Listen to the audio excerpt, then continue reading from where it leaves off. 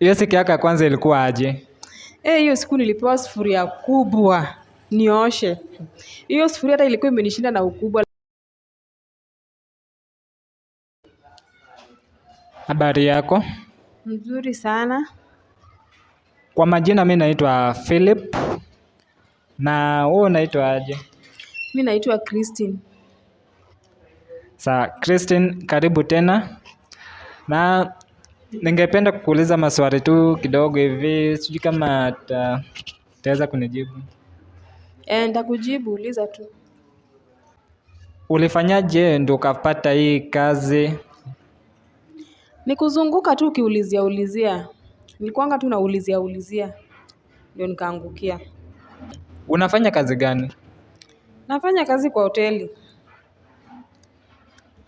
Nafanya kazi ya hoteli. Na ulifanyaje ndio ukapata hii kazi ya hoteli?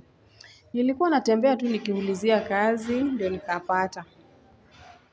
Ulikuwa unauliza kazi ya hoteli peke yake ama kuna kazi zingine ulikuwa unaulizia? Nilikuwa nauliza tu kazi yoyote bora inaweza leta pesa kwa njia halali.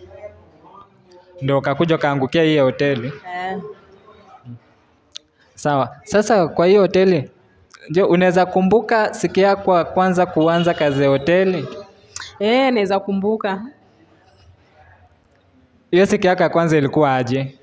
Hiyo siku nilipewa sufuria kubwa nioshe. Hiyo sufuria hata ilikuwa imenishinda na ukubwa, lakini niling'ang'ana nayo nikaweza. Ulipewa sufuria kubwa, ilikuwa ya ugali ama ilikuwa ya chai, ilikuwa ya nini? Ilikuwa sufuria ya ugali.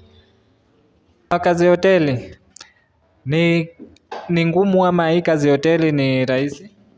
Hakunanga kazi rahisi. Kazi zote tu ni kujipea moyo, kuwa na bidii na kujaribu tu kutafuta passion ndani ya kitu yenye unafanya.